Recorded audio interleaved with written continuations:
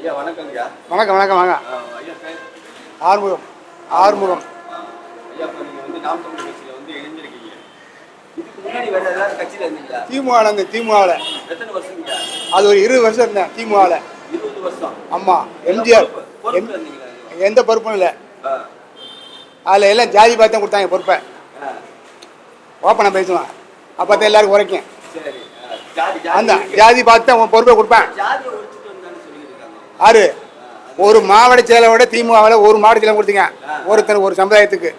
ஏடி மீல அதுவும் கிடையாது. அப்போ அந்த ஒரு தமிழ் என்ற அடையாளத்துக்காக தலைவர் சீமானை தேர்ந்தேன். தமிழ் தேசிய தலைவர் தேர்ந்ததுக்கப்பா அங்கிருந்து வர்றீங்கல்ல, இதுக்காக இங்க வந்தேன் அப்படின்னா என்ன நீங்க சொல்றீங்க? நாம் தமிழர் கட்சிக்கு வர்றதுக்கு திராவிடம் என்றால் தெலுங்கர். இங்க தமிழ் தேசம் ஆளணும், தமிழ்ல தான் ஆளணும், தமிழ்ல தான் தமிழ்நாட்டை ஆளணும். அதுக்கு முடிவுக்கான அரசியல் தான் அது. உங்களுக்கு வந்து இத்தனை வருடங்கள் வந்து தெரியல, இத்தனை வருடம் தெரியல. களத்தில் இறங்கியாச்சு சீமான் பக்கம். புதிய கட்சிகள் வர்றாங்க. ஆமா. இந்த கட்சி உங்களுக்கு புதிய கட்சிகள் உங்களுக்கு தெரியும். விஜய் வராரு. விஜய் வராரு. அவருக்கு என்ன தைரியம் இருக்கு? காசை கொடுத்தா ஆக்ஷன் பண்ணுவார். இந்த பக்கம் கை தூக்குவார், இந்த பக்கம் காலை தூக்குவார். அரசியல காலத்துக்கு முன்னாடி கை தூக்க முடியாது.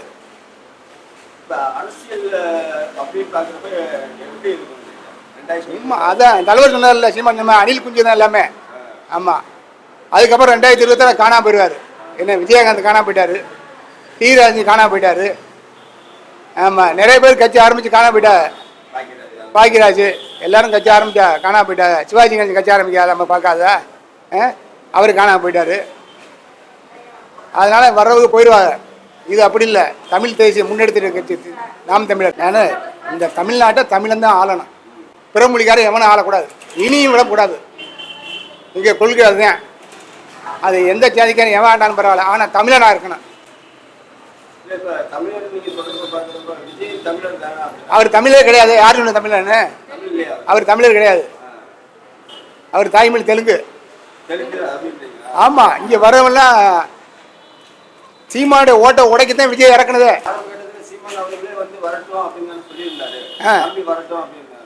தலைவர் சொல்ல வரட்டும்னு.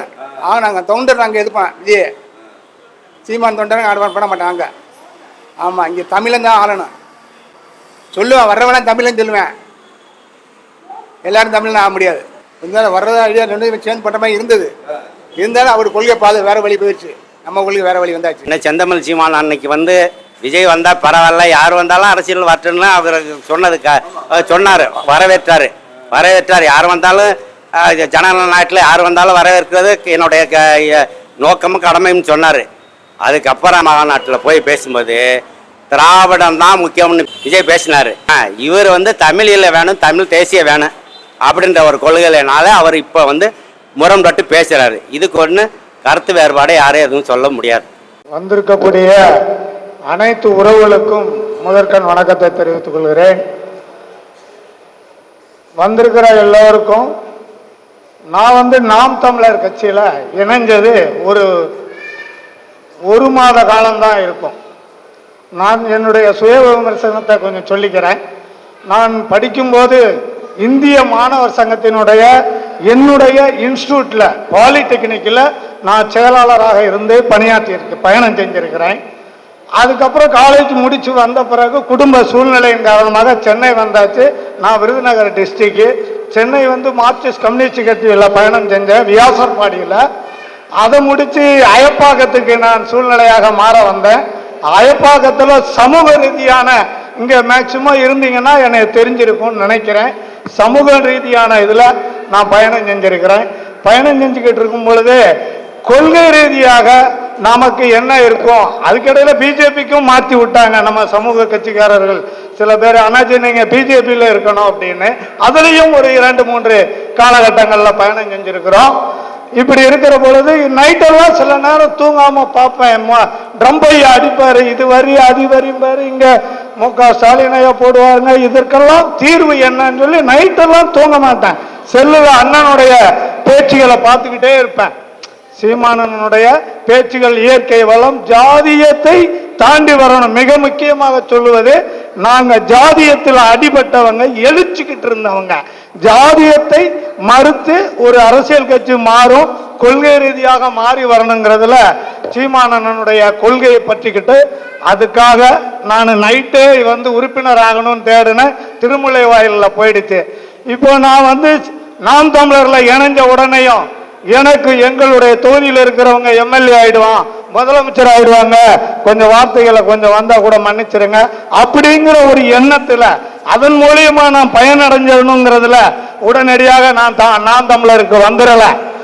என்னுடைய சந்ததிகள், என்னுடைய பிற்கால என்னுடைய அண்ணன் தம்பிக உறவுகள் ஜாதிகளை மறுத்து நாம எப்படியாவது வளர்ந்துட மாட்டோமாங்கிறதுனாலதான் நான் தமிழர் கட்சியில இணைஞ்சிருக்கிறேன். ஆமா, இப்ப அண்ணனுடைய கொள்கையின்படி இளைஞர்கள் எல்லாம் நாமெல்லாம் அந்த நாம் தமிழரை ஏன் நம்ம கைப்பற்றிக்கணும்னு சொன்னா, நான் எனக்கு தெரிஞ்ச என்னுடைய ரீதியில உங்களுக்கு நான் பகிர்றேன். சரியா தப்பா இது முதல் மேடை, நான் திருத்திக்கிறேன் கொஞ்சம் கொஞ்சமாக. ஒண்ணு, நமக்கு கிடைக்க வேண்டியது கல்வி. கல்வி நம்ம முதலீடு பண்ணாத நம்மளுடைய பிள்ளைங்க வளரணும். இரண்டாவது மருத்துவம். இந்த இரண்டும் நமக்கு சமூக இதுல சமமா கிடைக்கணும். எப்ப கிடைக்கும்? தன்னலமற்றம் இல்லாத, சுயநலம் இல்லாத தலைவர்கள் எங்க வர்றாங்களோ அங்கதான் கிடைக்கும். நாம அதுக்கு தயாராகணும். கல்வி இனாம கிடைக்கணும். இன்னைக்கு ஒரு காலம் நம்ம சாதாரண ஸ்கூல்ல, அரசு உயர்நிலை பள்ளியில நம்ம பிள்ளைங்க எல்லாம் படிக்கல. வேளம்மாள் போறோம், சென்ட் ஜோசப் போறோம், எல்லாம் போறோம். அதனுடைய பண மதிப்பு எல்லாமே இருக்கிறதுனால நம்ம ஃபியூச்சர்ல இதே காலகட்டத்தில் நம்ம தொடர்ந்தோம்னா நம்ம பிள்ளைங்களை பின்னாடி படிக்க வைக்கிறதுக்கு இயலாது. ஏன் இயலாது? நம்மளுடைய வருமானம் பத்தாது. ஏன் வருமானம் பத்தாது? நமக்கு வரக்கூடிய வாழ்வாதாரத்துக்கு, சொந்த வீட்டுக்கு வாடகை கொடு. சொந்த வீடா இருந்தா வரி, ஈபி இன்னைக்கு மறைமுகமா ரொம்ப ஏற்றிட்டாங்க. நீங்க இங்க இருக்கிறவங்க ஈபி கனெக்ஷன், ஒரு கனெக்ஷன் நீங்க வாங்க போகணும்னு சொன்னா ஒரு கனெக்ஷனுக்கு 17,000 ரூபாய் நீங்க ஃபர்ஸ்ட் சிஸ்டத்துல போட்ட உடனேயுமே வந்துடும். அப்புறம் நீங்க வீட்டுக்கு மீட்டர் வாங்கும் போது 17,000 ரூபான்னு சொல்லுவாங்க. 37,000 ரூபாய் 40,000 ரூபாய் நீங்க 3 பேஸ் கனெக்ஷன் 4 கிலோவாட்டுக்கு வாங்குறதுக்கான செலவு பேசிக்கு 40,000 ரூபாய் கொடுக்கணும். அது அப்போ இதை கொடுத்து நீ எப்படி வாடகை கொடுத்து பிள்ளைங்களுக்கு சரி பண்ணுவீங்க? எப்படி வாங்குவீங்க? டிவி வாங்குவீங்க, ஃப்ரிட்ஜ் வாங்குவீங்க, எல்லாம் வாங்குவீங்க. அப்போ விலை குறையணும். விலை குறையணும்னா நம்ம உற்பத்திகள் ஜாஸ்தியாகணும். உற்பத்திகள் ஜாஸ்தியாக மக்களுக்குடைய வாங்கக்கூடிய சக்தி ஜாஸ்தியாகணும். வாங்கக்கூடிய சக்தி ஜாஸ்தியாகும் பொழுது நம்ம எல்லா பலன்களையும் அடைய முடியும். கல்வியும் அதுதான். கல்வியை நாம பொது உடைமை ஆக்கணும். பொது உடைமையா இருந்தா கல்வி எல்லாருக்கும் சமம். எல்லா கல்வியும் எல்லா காலேஜ்லயும் நீங்க எஸ்ஆர்எம்ல எவ்வளவு பீஸ் கட்டி காலேஜ் பணம் கட்டுறோமோ அதே இது மற்ற காலேஜுக்கு போனாலும் இது எல்லாரும் எஸ்ஆர்எம் நல்லா இருக்குனால ஏன் போறோம்? அவங்க தரத்தை வச்சிருக்கிறாங்க. அந்த தரம் நமக்கு ஏன் இல்லை? கவர்மெண்ட் காலேஜ்ல ஏன் இல்லை? இது எல்லாத்தையும் நம்ம கணக்கெடுத்து இதை தலைவர்கள், சரியான தலைவர்கள் வந்தாதான் அதை செய்ய முடியும். அது உடனடியாக இப்பயே நாம அதை செய்ய முடியும்னு சொன்னா சாத்தியம் கொஞ்சம் கொஞ்சமாக தான் நவரணும். அதற்கான முன்னெடுப்புகளில் செந்தமிழன் சீமானண்ணன் எடுப்பார்கள். அதற்கு பின்னாடி நாம கொஞ்சம் கொஞ்சமாக வலு சேர்க்கறதுக்கு நம்மள மாதிரி ஆளுங்கள்லாம் வரணும். இளைஞர்கள் வரணும். இளைஞர்கள் கண்டிப்பாக வரணும். ஜாதியின் பக்கம் போகாதீங்க. ஒரு பிரச்சனை, ஒரு சந்தர்ப்பம், உங்களுடைய வசதி வாழ்க்கை இருந்தால் ஜாதி உங்க பின்னாடி வரும். இல்லைன்னா நீங்க அவங்க பின்னாடி ஓடிக்கிட்டே இருக்கணும். அண்ணாச்சி இதை பண்ணி கொடுங்க, தம்பி இதை பண்ணி கொடுங்க, அதை பண்ணி கொடுங்கன்னு ஓடணும். நீங்க ஏதாவது ஒரு ப்ராப்ளம்னா நீங்க உதாரணத்துக்கு எடுத்துக்கோங்க. ஒரு சின்ன தகராறு, என்னுடைய அனுபவத்தை தான் நான் பேசிக்கிட்டு இருக்கேன். ஒரு சின்ன தகராறு போவீங்க, அண்ணாச்சி நம்ம ஜாதிக்கார அண்ணாச்சி தலைவருக்கு பேசுவீங்க, அவருக்கு டிஎம்கே காரன் பேசிடுவான். அந்த தலைவருக்கு டிஎம்கே காரன் பேசிடுவான், தம்பி நான் என்ன பண்றது தம்பின்னு நம்ம போனே எடுக்க மாட்டாரு. அப்புறமா ஒரு ஃபங்க்ஷன்ல இந்த மாதிரி பேசுவோம் பாருங்க, நம்ம பின்னாடி 4 பேர் வந்துருவான். அண்ணாச்சி நீங்க ஏன் அண்ணாச்சி நீங்க கேட்கல, தம்பியை ஏன் இப்படி விட்டீங்கன்னு அவர் அப்படியே பேசாம நான் வந்துருவார். ஜாதியின் பக்கத்துல போகாதீங்க. முடிஞ்ச அளவு நம்மளுடைய அரசியல் கட்சிக்கு கண்டிப்பாக வரணும். அரசியல் தெரிஞ்சுக்கிடணும். நானும் தெரிஞ்சுக்கணும்னு ஆர்வப்படுறேன். அரசியல் பக்கம் திரும்பணும். அரசியல்ல கொள்கை பிடிப்போடு, சமூக நல அக்கறையோடு, தன்னலம் இல்லாத கொள்கையும் கொள்கையோடு இருக்கக்கூடிய நம்ம தலைவர்கள் பக்கம் பின்னாடி போனோம். அந்த தலைவர் இங்க இப்போ செந்தமிழன் சீமான் அண்ணன் ஒருத்தரே என்பதை உறுதிப்படுத்துங்க. அவர் பின்னாடி போவோம். நாட்டை நாம காலங்கள் கடந்தாலும் வலிமையான நேர்மையான தேசமாக உருவாக்கும் என்று சொல்லி வாய்ப்புக்கு நன்றி கூறிய நாம் தமிழர். இன்று மகளிர் அனைவரும் அதிகமாக காணப்படுவதால் அவர்கள் அனைவருக்கும் என்னுடைய புரட்சி வாழ்த்துக்கள். அம்பத்தூர்ல வேட்பாளர் கூட்டம். அம்பத்தூர்ல எதுக்கு வேட்பாளர் கூட்டம்? அண்ணன் வந்து வேட்பாளர் அறிவிச்சிருக்காங்க. அந்த வேட்பாளர் நம்ம எப்படி வெற்றி பெற வைக்க போறோம், களத்துல என்னென்ன நம்ம செய்ய போறோம்? ஏன்னா இங்க நம்ம வந்து போட்டி போடுறது வந்து திராவிட கட்சிகள் கூட. ஏற்கனவே 60 ஆண்டு காலங்கள் திராவிட ஆட்சியாளர்கள் ஊழல் செய்துமே அவங்களே திரும்பவும் வந்துட்டே இருக்காங்க. இதை நம்ம எப்படி மாற்றி அமைக்க போறோம்? அம்பத்தூர் வாக்காளர்கள் கிட்டத்தட்ட 3,08,000 பேர்கிட்ட இருக்காங்க. ஆண் வாக்காளர்கள் வந்து 1,78,000 வாக்காளர்கள் இருக்காங்க. ஆண்களை விட பெண்கள் 1,79,000 வாக்காளர்கள் இருக்காங்க. மொத்தம் 350 வாக்குச்சாவடிகள் இருக்கீங்க. இந்த 350 கிளையிலையும் நம்மளுடைய உறுப்பினர்கள் இருக்காங்களான்னா நிறைய பேர் இருக்காங்க. கிட்டத்தட்ட 4,000 உறுப்பினர்கள் இருக்காங்க நம்ம கிட்ட. அம்பத்தூர் தொகுதியில் மட்டும் 4,800 உறுப்பினர்கள் இருக்காங்க. அதில் மற்ற தொகுதிகளை சார்ந்தவங்க இல்லை வேற ஊர்களில் இருக்கவங்க அந்த மாதிரி இருக்க ஒரு 500 பேர் குறைச்சாலும் ஒரு 4,300லேருந்து 4,000 பேர் இருக்காங்க. இது வந்து தகவல் தொழில்நுட்பத்தில் சொல்லியிருக்காங்க. அப்போது ஒரு உறுப்பினர் தன்னுடைய வாக்குச்சாவடியில் வேலை செய்யணும் அப்படின்னா ஒரு உறுப்பினர் வந்து வாக்குச்சாவடி ஒரு 7லேருந்து 8 அல்லது 9 தெருக்கள் சேர்ந்தால் ஒரு வாக்குச்சாவடி வரும். அதாவது மண்டலம் 7ல் தேர்தல் அதிகாரி நடத்தியிருந்த அந்த கூட்டத்துக்கு நாங்கள் போயிருந்தோம். ஒரு வாக்குச்சாவடிக்கு 1000 வாக்காளர்கள் இல்லை 1100, இதற்கு மேல் அவங்க வைக்கல. அப்போ நீங்கள் பார்த்தீங்கன்னா 350 வாக்குச்சாவடி தான். 350 வாக்குச்சாவடி 1000 போட்டாலே உங்களுக்கு 3.5 லட்சம் வாக்காளர்கள் வந்துடுறாங்க. இதை எப்படி நம்ம சாத்தியப்படுத்துறது?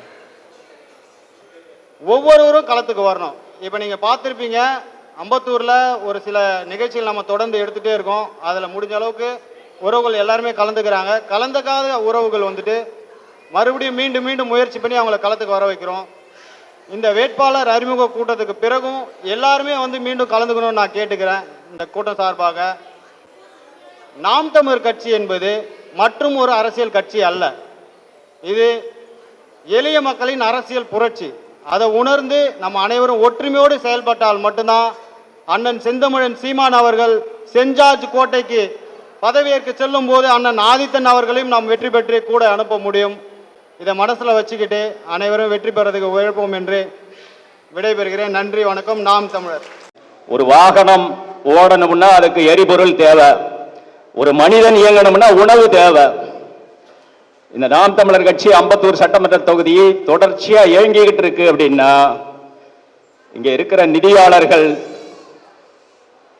தொடர்ந்து ஒரு நிகழ்வுக்கும் தங்களுடைய பங்களிப்பை தந்து கொண்டிருக்கின்ற நம்முடைய நிர்வாகிகள், தாய் தமிழ் உறவுகள், உங்கள் ஒவ்வொருவரும் ஒவ்வொரு நிகழ்விற்கும் கேட்கும் போதெல்லாம் கொடுத்து கொண்டிருக்கும் உங்கள் பங்களிப்பை உங்களுக்கு நன்றியை தெரிவித்துக் கொள்கிறோம் ஒவ்வொருவருக்கும். நம்முடைய நிதியாளர் ஐயா சண்முகா அவர்கள் இருக்காங்க. அன்பண்ணன் சொன்னா எப்ப வேணும்னாலும் எந்த நிகழ்ச்சிக்கும் தன்னுடைய பங்களிப்பை முடிந்த அளவு கொடுத்து கொண்டிருக்கோம். அந்த மாதிரி நிதியாளர்கள் நம்ம கட்சிக்கு, தமிழ் தேசியத்துக்கு இருக்கிறதுனாலதான் இந்த கட்சி உயிர்ப்போடு இன்னமும் அண்ணன் சீமான் அவர்கள் நம்பிக்கையோடு நின்று கொண்டிருக்கின்றார்கள் என்றால் உங்கள் ஒவ்வொருவரின் பங்களிப்பு தான். ஏனென்றால் எந்த கட்சியிடம் கூட்டணி பேரம் இல்லாமல் நோட்டுக்கும் சீட்டுக்கும் விளைபோகாமல் என்று நம்மை நம்பி, உங்களை நம்பி நின்று கொண்டிருக்கிறார்கள். உங்கள் ஒவ்வொருவருக்கும் இந்த நேரத்திலே நன்றியை தெரிவித்து, தமிழ் தேசியம் வென்றால்தான் நமக்கு விடிவு காலமே தவிர வேறொன்றும் அல்ல, வேறு வழியே இல்லை. வந்திருக்கும் அனைவருக்கும் நன்றியை தெரிவித்து நிறைவு செய்வோம். நாம் தமிழர். ஒரு தொட்டிலையோ இல்லை வீட்டில் இடம் இருந்தால் தரையிலையோ வளருங்க.